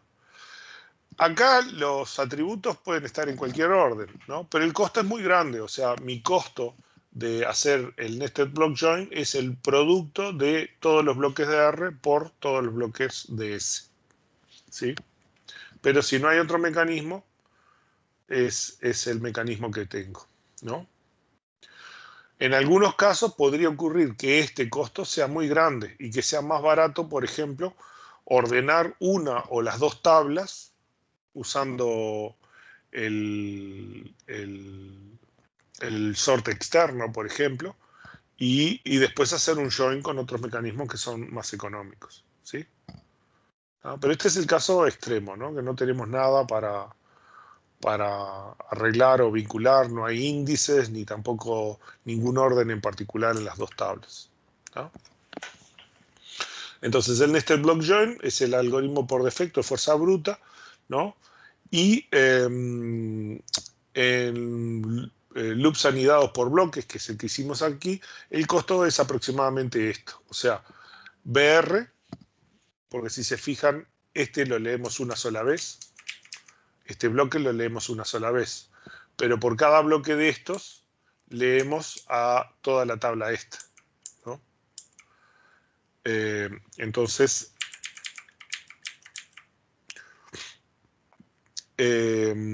lo podemos mejorar si usamos más bloques de memoria. Por ejemplo, en el caso que usemos varios bloques de memoria, tenemos que dejar dos para poder escribir, uno para leer la tabla S y otro para poder escribir el resultado. Por eso sacamos dos bloques.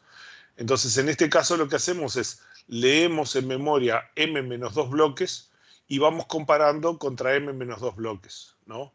Y de esa forma este join queda un poco más corto. Acá vamos a ver un ejemplo. Supongamos yo tengo RS y este es el buffer de memoria, ¿no?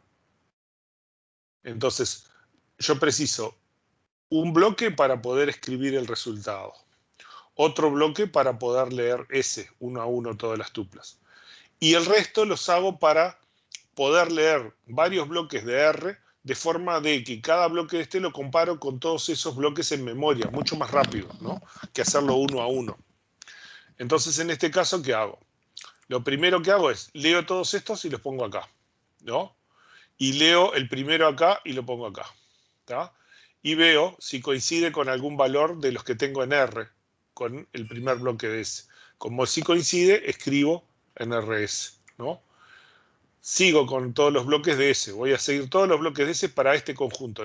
Estoy leyendo 3 bloques al mismo tiempo de R, que los dejo ahí, pero voy leyendo S, ¿no? Hasta que encuentro un valor y escribo, ¿tá? Cuando se termina, entonces agarro el otro conjunto de 3 bloques y vuelvo a hacer todo el procedimiento, ¿tá? Y cuando se termina con ese, vuelvo a agarrar el otro conjunto, ¿no? Y vuelvo a hacer todos los joins que pueda hacer con ese conjunto hasta llegar a un resultado. ¿Sí? ¿Me siguieron cuál es el procedimiento? Este tiene un costo más chico, ¿no? O sea, vieron que el costo es... A ver si lo tengo acá, ¿no? El costo es BR, porque a BR lo leo una sola vez, pero lo leo de a m-2 bloques, ¿tá? Y para cada uno de esos m-2 bloques leo a BS completo, ¿tá? Y por eso este es mi costo de lectura. ¿Sí? ¿Me siguen? Sí. ¿Tá?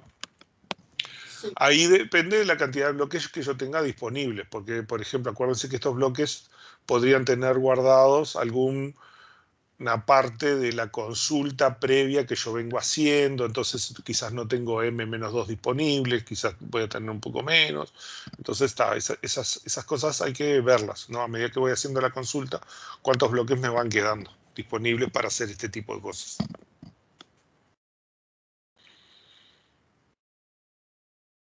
¿Preguntas, consultas, dudas?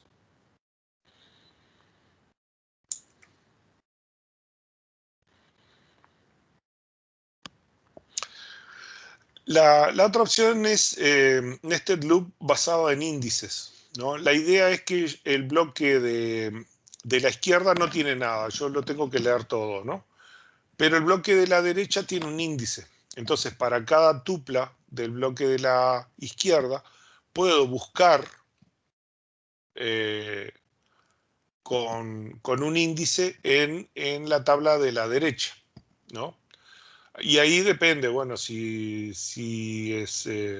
tiene valores únicos, si hay agrupamiento o, o es un hash o qué índice sea. Ahí los cálculos estos son similares a los de la selección que hicimos. Lo único que va a ser una selección por un valor que depende de cada una de las tuplas que estamos leyendo de la tabla R, ¿no? ¿Sí? ¿Se entiende este? O sea, yo voy leyendo el bloque este, ¿no? Estoy leyendo este bloque y por cada uno de estos busco directamente con un índice cuál es el valor. Vengo con uno y ya encuentro uno y entonces escribo el 1. Después el 9 no encuentro. El 7 encuentro el 7 y escribo el 7. Después con el 8 busco con el 8, no tengo 8, no pongo nada. Busco el 5, acá hay un 5, entonces pongo el 5. Con el 4 busco el 4, encuentro el 4. Con el 3 busco, no encuentro nada. Con el 6 busco, encuentro el 6 y pongo el 6. Con el 2 busco, encuentro el 2 y pongo el 2. ¿Ah? Entonces, este R lo fui leyendo una sola vez, pero por cada tupla de estas tuve que hacer la búsqueda en S por el índice, por el árbol B o lo que fuera, ¿no? Entonces yo tengo la cantidad de tuplas multiplicado el costo de la búsqueda. Una tabla muy grande que tiene muchas tuplas, multiplicado por el costo del índice, puede darme valores muy grandes, puede ser muy costoso, ¿sí? En especial una tabla grande que tenga muchísimas tuplas, ¿no? Acuérdense que los bloques son una cantidad, pero las tuplas son mayores porque es los bloques multiplicados por el factor de bloqueo. Y encima eso multiplicado por la cantidad de niveles del índice puede darme cantidades muy grandes, ¿no? Los índices en general son bastante buenos cuando estoy trabajando con cantidades medianas a chicas, ¿no? Pero si tengo que hacer recorridas masivas de las tablas, en general los índices no son muy buenos. ¿Ah? Entonces el index-based loop tiene esta fórmula, ¿no? Es la lectura de los bloques de la tabla de la izquierda más todas las tuplas con sus valores multiplicados por el costo de la búsqueda de la tabla de la derecha. ¿Hasta acá se entiende todos? ¿Me siguen?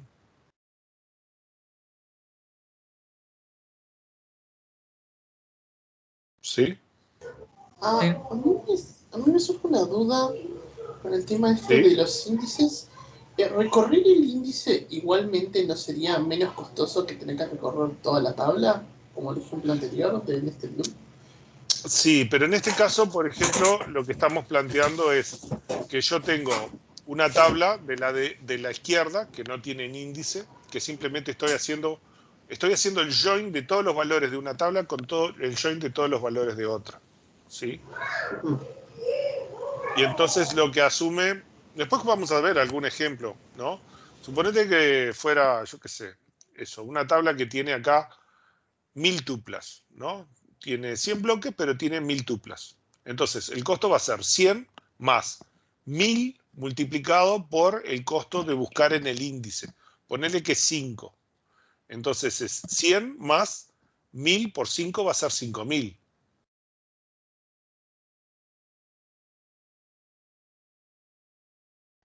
Y quizás si tú hicieras eso mismo acá, con una cantidad de bloques adecuada, tendrías 100 y suponete que tenés 20 bloques, vas a tener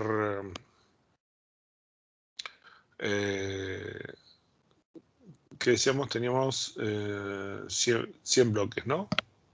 100 bloques y acá tenés 100 bloques dividido 20, te va a dar 5 multiplicado por los bloques de BS, que podrían ser, yo qué sé, 100 más, y esto te da 500, más 100 te da 600, y acá te estaba dando 5100. Entonces Así. tenés un índice, pero el anidado por bloques te da mejor, si tenés suficiente buffer. Claro, sí. Sí, lo que pasa es que no había entendido bien, pero tiene sentido porque uno es por bloques y el otro es para cada tupla. El otro es para cada tupla, entonces se me multiplica un montón. Sí, sí, Así ahora me queda ese claro. es el tema. Vamos. Entonces ese es el problema. Acá las tuplas se me pueden multiplicar mucho, ¿no? Si el factor de bloqueo es grande. Este es el mejor de todos, el sort merge. Porque acá lo que nosotros te estamos suponiendo es que las dos tablas, R y S, están ordenadas por el atributo de indexación. Ambas están ordenadas por el mismo atributo, ¿no? Entonces, es fácil, es simplemente yo tengo un cursor de cada una y las voy recorriendo, y si el mismo valor aparece, simplemente apareo y hago el join, y si una es mayor que la otra, simplemente voy aumentando el que está menor hasta llegar al mismo valor o a pasarlo. Si lo pasa, siempre voy aumentando el que está en un valor menor. Pero asumo que las dos tablas están ordenadas por el atributo con el cual estoy haciendo el join, ¿no?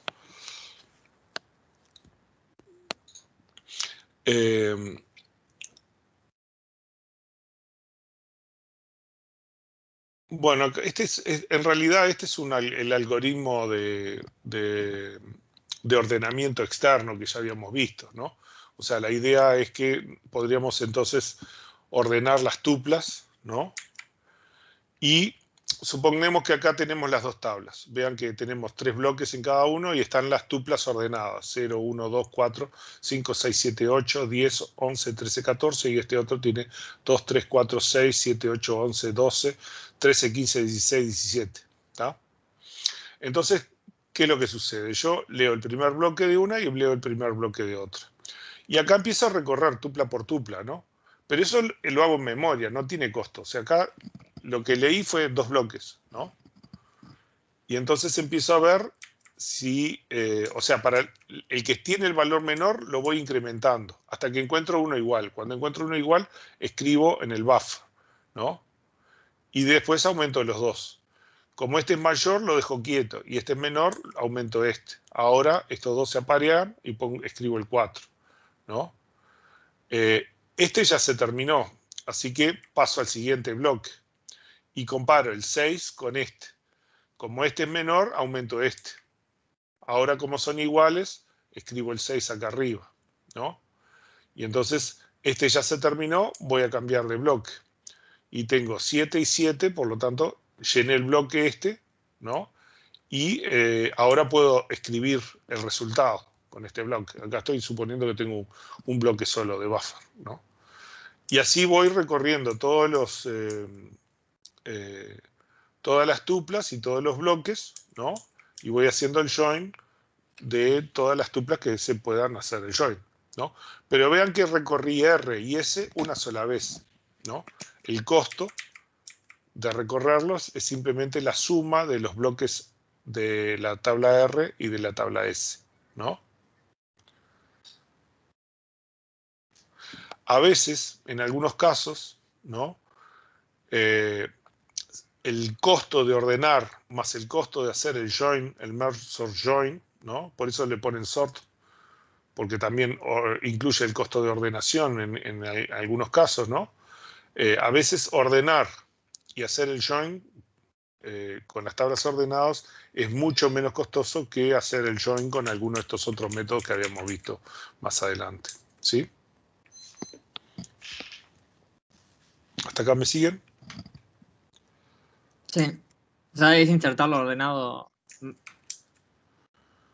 Sí, sí, esto lo que estamos aprovechando es que las tablas estén físicamente ordenadas por el atributo, o que se puedan recorrer ordenadas. Por ejemplo, cuando son tablas ordenadas por un índice, ¿no? Y entonces las podemos recorrer ordenadas, ¿no?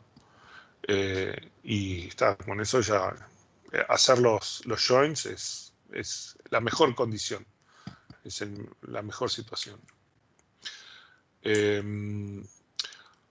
Bueno, el partition hash join, suponemos que los registros de R y S están particionados en pequeños archivos como buckets, ¿no? En la primera fase, si la tabla no está organizada como hash, se particiona, ¿no? Esta fase, el particionamiento, esta es la fase de particionamiento, la partición se hace con la misma función y los mismos atributos en ambas tablas. En realidad, acá la idea es que en vez de ordenar las tablas, lo que yo hago es las organizo como hash, ¿no? Y y simplemente le voy aplicando el costo de ir agrupando los bloques por la función de hash, ¿no? Voy llenando los buckets por la función de hash. Normalmente se toma la tabla con menos registros o bloques como outer loop, o sea, como tabla izquierda, ¿no? Perdón.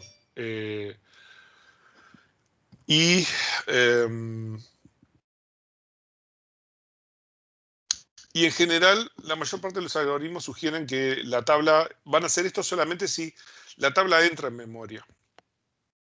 No sé si recuerdan, pero habíamos visto que muchos de los sistemas de base de datos solamente hacen sistemas de hash si la tabla entra en memoria, si no, no lo hacen. Y entonces después entra la parte de probing, ¿no? Donde la otra tabla se le va aplicando la función hash, tupla a tupla, ¿no? Y cada tupla es comparada con los registros del bucket de referencia. O sea, en este caso hago una sola tabla, la tabla más chica, le hago hash y la organizo preferiblemente en memoria. Y después voy leyendo una a una las tuplas y con el hash encuentro las tuplas de la otra tabla, ¿no? Esto es similar a los costos que nosotros teníamos con índice, solo que el costo de índice con hash es 1, si está bien hecha la tabla, ¿no?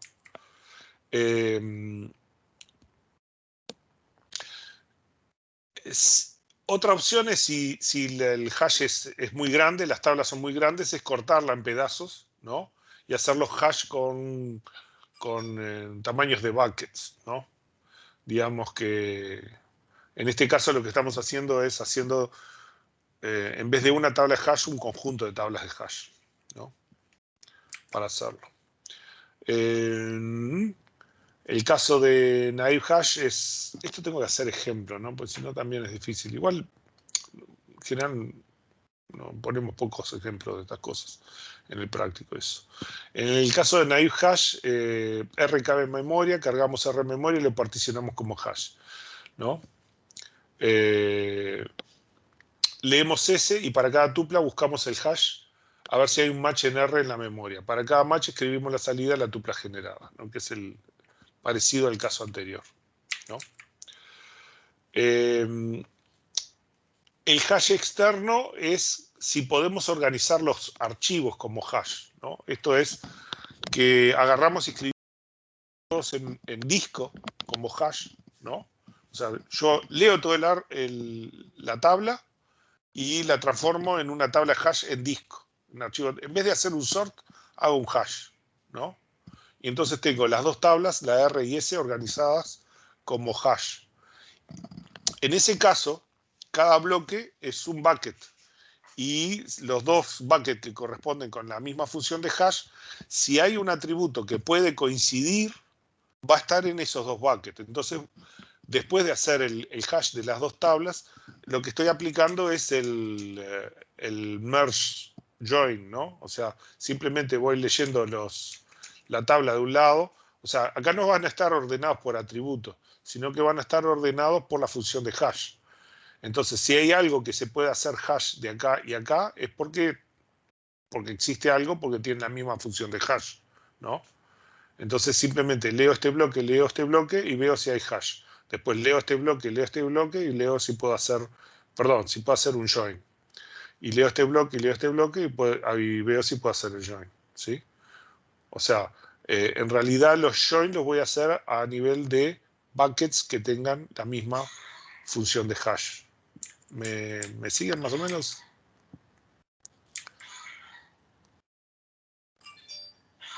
Sí. ¿Ah?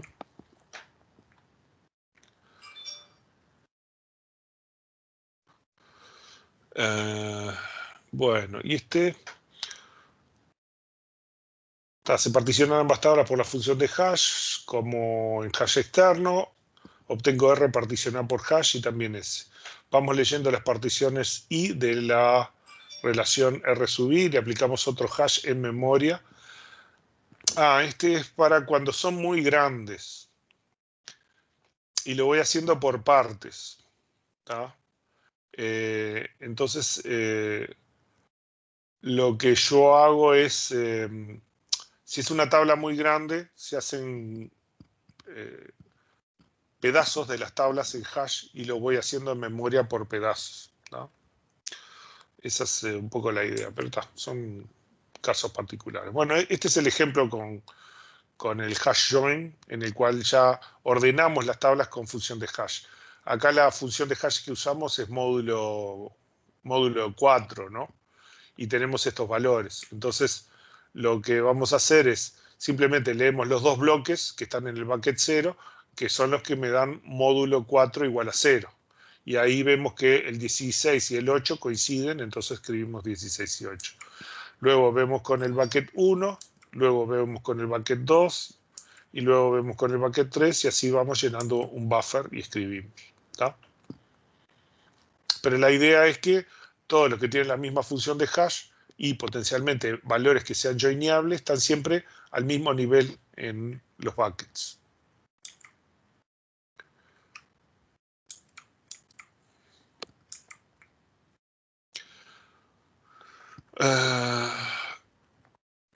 Bueno, acá está, por ejemplo, este caso de hash join no recursivo. Acá la idea es parecida a los casos anteriores, ¿no? En realidad la tabla B la leo en memoria, le hago hash y la escribo. La tabla S la leo, le hago hash y la escribo. Por eso la leo y la escribo. Así que tengo un costo 2. Y después leo BR y leo BS y hago el join, ¿no? O sea, por eso tiene costo 3 BR más BS. Porque leo las tablas, las transformo en hash, las escribo y luego las vuelvo a leer para poder hacer los join, ¿no? Si acaso lo tengo que hacer por archivos en pedazos porque no me entra en la memoria las tablas, bueno, la recursión tiene un orden logaritmo m-1 de los bloques de S. Bueno, ya está. Ya vimos un montón de hash que no... Los puse yo en esta transparencia, pero la verdad que no... El curso se nos ha cortado porque nos pusieron más temas y así que no va a ir tanta cosa de hash. Problema del join. Bueno, estábamos de nuevo con nuestro problema del join, ¿no? O sea, estamos haciendo el mismo problema que estábamos haciendo antes. Teníamos los empleados, clientes, factura, producto, las claves foráneas, las mismas tablas, las mismas condiciones, la misma consulta, todo bien, todo igual. Lo único que los costos que habíamos hecho Acá estamos calculando las tablas, ¿no? O sea, los atributos que largo tiene, el tamaño de la tupla, el factor de bloqueo, la cantidad de tuplas y la cantidad de bloques, ¿no? De todas las tablas.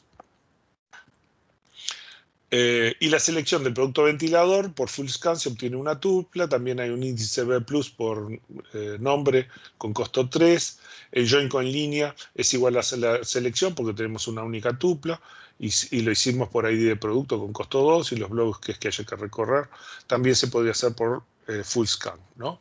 El join con factura se puede hacer por bipartición. Si se hace por nested loop se tiene a la izquierda en memoria y a la derecha por full scan, ¿no? Ahora se debe hacer el join con clientes y empleados.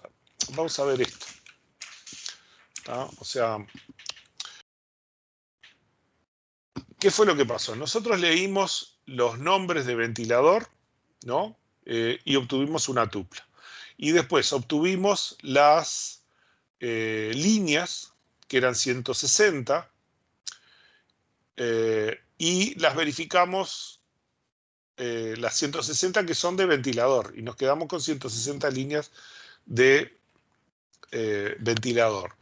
Esas 160 líneas, lo único que precisamos es el ID de la factura. Es lo único que precisamos, porque tenemos que ir a buscar las facturas de esas líneas, ¿no? De esas 160 líneas, los ID de factura, a ver qué tamaño tenían, el ID de factura es 4 bytes.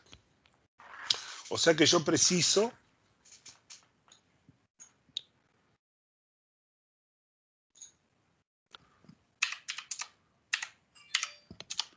640 bytes para guardar todos los ID de factura.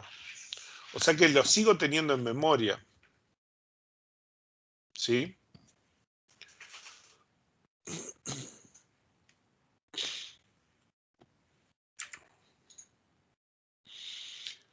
Entonces, el join con línea es igual a selección, se puede hacer con un índice. Está. El join con factura se puede hacer por bipartición. O sea, puedo ir a las facturas y buscarlas por bipartición. Vean que mi tabla de factura está físicamente ordenado por ID de factura. Entonces puedo ir a buscar cada uno de los números de factura e ir a buscar la factura por bipartición, ¿no? Y la otra opción es, si se hace por nested loop, se tiene a la izquierda en memoria, porque el resultado anterior me cabía en memoria, y a la derecha un full scan. ¿Tá? Puedo hacer cualquiera de los dos. ¿Tá? Eso lo podemos calcular. No sé si están calculados acá más adelante. Acá está. Acá está que lo tenemos que corregir porque esto nos dio, el costo del join nos dio 165, ¿no? ¿Se acuerdan que lo corregimos? Y esto nos devuelve 160. ID de factura de 4 bytes. Los ID de factura, en este caso, ocupan un solo bloque de datos, ¿no? Y el ejercicio dice que tenemos 20 bloques de espacio en el buffer, ¿no?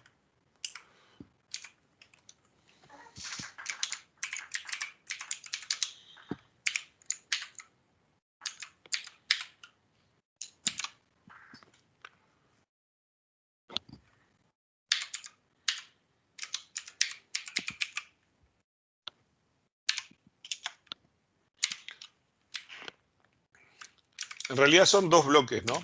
Son dos bloques porque son 640 bytes, es más de 512. Son dos bloques de datos, ¿sí? ¿Sí? ¿Me siguen el razonamiento? Sí. Entonces el ejercicio dice que tenemos 20 bloques de espacio en el buffer, por lo tanto puedo mantener el resultado del join en memoria. Entonces, hacer el join 2 con factura es también como si fuera una selección.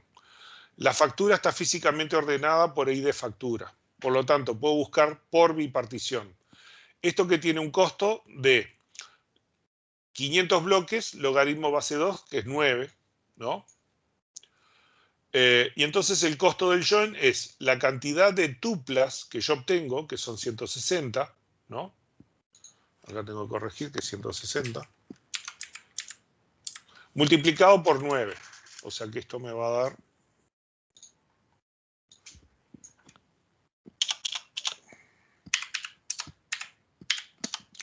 1440.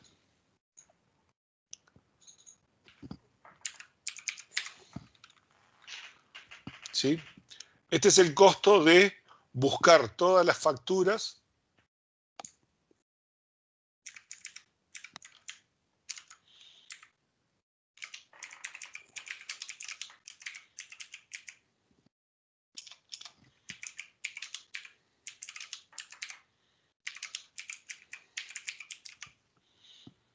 costo de buscar las 160 facturas. ¿No? Otra opción sería hacer un full scan, ¿no? Que tiene costo 500, que simplemente voy leyendo todos los bloques y miro las facturas y veo, esta factura está en la lista de las que yo tengo en memoria, sí está, o no, no está y la descarto. Entonces vemos que en este caso conviene más el costo con el full scan de 500. O sea, simplemente leer toda la tabla de facturas y ver si encuentro las facturas que yo tengo en memoria, los ID de factura que tengo en memoria. ¿Sí?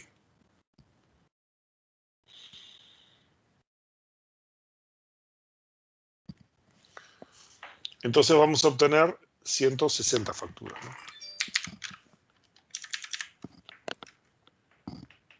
¿Hasta acá me siguen? Sí.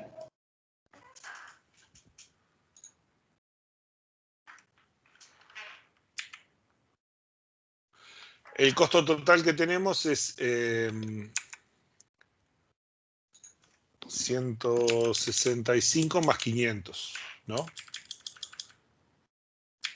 Y obtenemos en realidad 160 cédulas de clientes. O sea, ahora en las facturas lo que nosotros queremos son las cédulas de los clientes y las cédulas de los vendedores. ¿Tá? 160 cédulas, ¿cuánto ocupan? La cédula de los clientes y la cédula de los vendedores, porque precisamos las dos para hacer los join con clientes y con vendedores.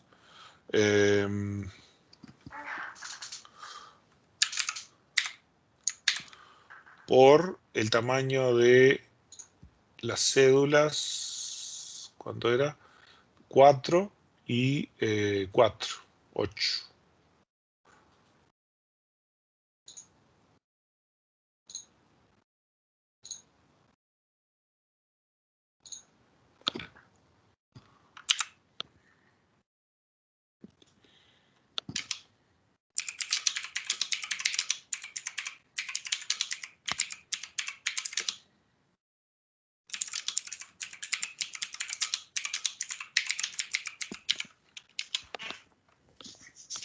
Y no sé si nos ocupan, me parece que no ocupan tantos 16 bloques de datos.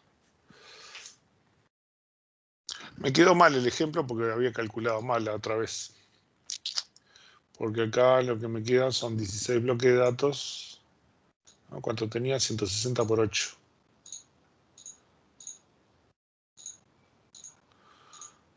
$1280.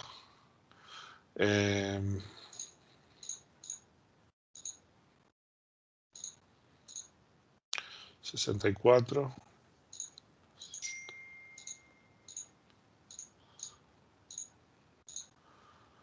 20. Mira, ocupan.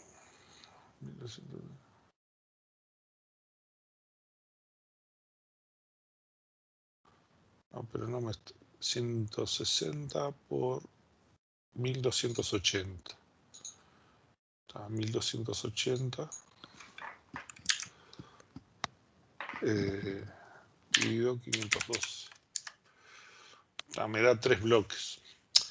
Bueno, no me funcionó muy bien esta consulta, ahora que me di cuenta, no estuvo buena.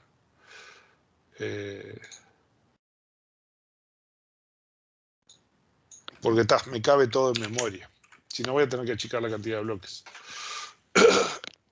Y podemos mantener memoria si no precisamos más de tantos bloques, pero en realidad mucho más. Bueno, tenemos que hacer el join con cliente. Este lo voy a tener que revisar porque justo este ejemplo lo hice y lo había calculado mal. Entonces no me quedó un buen ejemplo.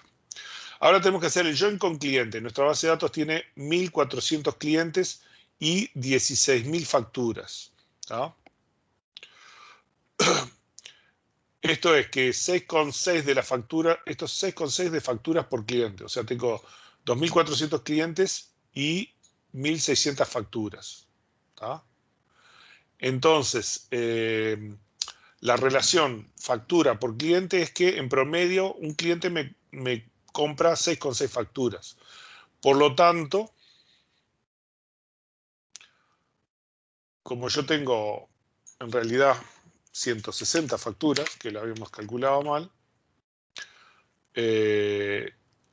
lo que voy a tener me va a dar mucho menos clientes.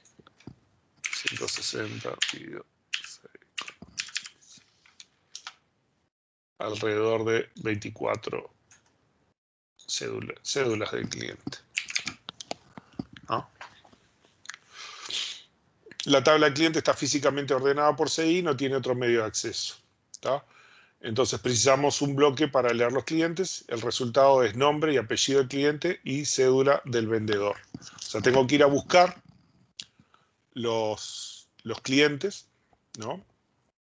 Esos 24 clientes al buffer con, por ejemplo, por bipartición, porque está físicamente ordenado por CI. Ahí tengo que sumarle los valores de la búsqueda.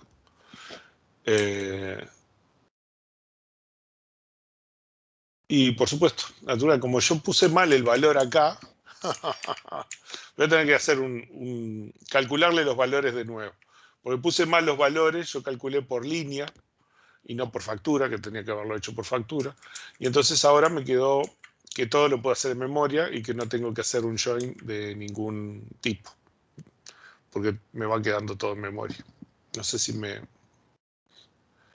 se dieron cuenta. Entonces algunos de estos valores, ahora que me di cuenta, no estaban bien. ¿No? Vamos a ver lo que había dado antes, ¿no? En el caso anterior, la idea es que precisábamos 9 bloques de datos, pero de los 20 había 16 que estaban ocupados, ¿no? Con el ejercicio mal hecho. Y tenía uno para leer la tabla cliente. Entonces me quedan 3. Y hay que materializar, porque el resultado precisa 9 bloques y yo solamente tengo 3 en memoria, ¿no? Entonces, la materialización lo que tengo que hacer es tomar los datos que yo preciso para la consulta, ¿no? Tengo que ver la proyección que yo tenía que hacer. ¿Se acuerdan que en el árbol yo veía la proyección que tenía que hacer para quedarle con el mínimo conjunto de atributos necesarios para continuar la consulta? ¿Se acuerdan de eso? Que lo habíamos visto. ¿Repetí? A ver, vamos a ir a esa parte. Esta es la 220. Eso estaba por acá.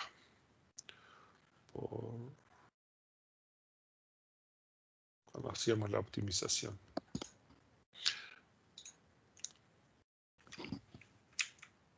O sea, cuando yo llegaba acá, el siguiente paso era hacer una proyección por los atributos que preciso para el resto de la consulta. O sea, yo no preciso no preciso la dirección, el nombre, el número de teléfono del usuario.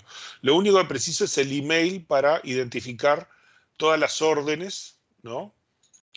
Las órdenes de los clientes de Uruguay. Entonces, lo único que preciso es el email para extraer cuáles son las órdenes de los clientes de Uruguay, ¿no? Entonces acá yo hago una proyección y me quedo solamente con esto, ¿no? Una vez que hago el join entre los emails con las órdenes, lo único que preciso es código de producto y depósito. Código de producto y depósito porque lo que yo quiero ver es la cantidad de los productos comprados por los uruguayos en el 2019. Entonces, una vez que yo ya tengo las órdenes de 2019 y las órdenes de los uruguayos, solamente preciso la lista de código de producto y depósito. Porque esta es la lista de los productos y de los depósitos de las compras hechas por uruguayos en el 2019. ¿Sí? ¿Me explico? Sí. Es lo único que preciso para ir a buscar la cantidad. Esta en realidad es la clave del stock. Con eso, con código de producto y depósito, encuentro la cantidad de ese producto en ese depósito y puedo imprimirlo. Entonces yo puedo hacer una proyección y me voy quedando solamente con esos datos, ¿no? En el otro, ¿qué fue lo que pasó? Si acaso yo me quedaba sin espacio en memoria para seguir haciendo mi consulta, que la voy a tener que corregir para poder hacer un ejemplo bonito, pero igual tenemos algunos en el práctico. Se me pasó. Yo voy a tener que hacer materialización porque no lo puedo dejar en memoria, no tengo suficiente espacio. El espacio que me queda libre son 3 bloques, porque tengo otras cosas ocupadas por otro lado, y el resultado es de 9 bloques. Entonces, esta materialización tengo que escribir esos 9 bloques a disco, ¿tá? Porque no me da la memoria para tener todas las otras cosas que tengo, ¿no? La otra tabla que estoy leyendo, los datos que estaba haciendo el join. O sea, tengo por un lado una tabla que estoy leyendo, por otro lado los datos de la otra tabla, el resultado que tengo guardado en memoria, pero a su vez tengo los que estoy generando con el join, ¿no? O sea, tengo 3 cosas. La tabla que ya tenía en memoria, que tenía todos los datos ahí. La otra que estoy leyendo de a bloques para ir haciendo el join. Y después los resultados, ¿tá? El tema es, mi resultado es de 9 bloques. Entonces, solo tengo 3 libres de los 20 bloques que yo tenía, ¿no? Hay 16 ocupados por el resultado anterior, 1 para leer la tabla al cliente, entonces me quedan 3. ¿Tá? Entonces no tengo más remedio que esto materializarlo. O sea, el resultado tengo que escribirlo en una tabla temporal, porque no me alcanza para ponerlo en memoria. ¿Sí? Entonces, mi costo fue el full scan de los clientes más la materialización del resultado, ¿no? Una tabla la tenía en memoria, la consulta anterior. Los clientes los tengo que leer y los voy machando con las cédulas que yo tengo en memoria. Eso me va a generar los atributos que son el nombre del cliente y el apellido del cliente, ¿no? Pero además tengo que quedar con la cédula del empleado, porque yo después tengo que continuar con el join para hacerle el join con los empleados, porque también tengo que poner el nombre y cédula del empleado. ¿Ah? Entonces, antes de hacer el join con el empleado, tengo que guardar este resultado. No me cabe en memoria, lo escribo en el disco. Y tiene costo 9, porque son 9 bloques. ¿No? Otra opción era buscar por bipartición, ¿no? Tengo 158 clientes, hay que buscar su nombre y apellido. Busco por logaritmo base 2 de 300, tiene costo 9, pero con cada cliente esto me daba un costo de 1451, con los errores. Acuérdense que acá ya yo tenía unos errores en la evaluación, ¿no? Entonces el full era mejor porque tenía un costo más barato, 309, con materialización. ¿No? Hasta acá, ¿qué es lo que yo había hecho? En esta tabla de costo 9 tengo todos los nombres y apellidos de los clientes y la cédula del empleado. Me falta hacer el join con el empleado, ¿no? Entonces acá yo tengo la tabla que está en el disco del materializado, que tiene eso. Y después podría hacer el full scan con la tabla de los empleados. ¿Tá? Este materializado, una vez que yo ya terminé la consulta esta, una vez que ya terminé y escribí, ahora puedo liberar todo ese espacio, ¿no? Porque ya la consulta anterior ya no la preciso más porque ya generé este resultado, ¿no? Y todo lo que demás que yo tenía ya no lo preciso más. O sea, ahora me quedé con este archivo temporal en el disco. Entonces, para la siguiente etapa, ¿qué voy a hacer? Esos 9 bloques los voy a leer, que los puedo poner en memoria, y hago el full scan con la tabla que está al costado, la tabla de los empleados. Y ahí, para cada cédula, busco el nombre y el apellido del vendedor. ¿No? Entonces, leo el materializado, hago el full scan con los empleados, eso tiene un costo 20, más los 9 del bloque del materializado que ya hice, tiene un costo 29. ¿No? Y ahí ya voy a escribir en la pantalla todos los empleados con todos los vendedores que vendieron ventiladores. Y el costo total va a ser la suma de todos, de las búsquedas y de los joins que yo hice. ¿Tá? Lo vamos a hacer más ordenado en la próxima clase. Vamos a hacer unos prácticos. Les voy a mostrar cómo notarlo y cómo escribirlo punto a punto. ¿Tá? ¿Ok? Entonces la próxima lo que vamos a hacer, ya vamos a hacer algunos prácticos. ¿No? Y vemos esta parte de las subconsultas rápidas. Simplemente que tenemos dos tipos de consultas, las consultas que son independientes, ¿no? Y después las consultas que tienen un atributo que está asociado con la consulta superior, ¿no? Los que tienen consultas independientes se evalúan por separado y los que tienen consulta vinculada a la anterior tenemos que calcular cuántas tuplas tiene esto y por cuántas tuplas tiene esto tenemos que hacer esta consulta. Entonces se multiplican, ¿no? Pero eso lo vemos después, ¿no? Entonces, vayan viendo el práctico y vamos a ir viendo ejercicios para la próxima clase. ¿Ok? Ok. Vamos. Lo vamos a hacer bien ordenaditos y prolijitos. Excelente.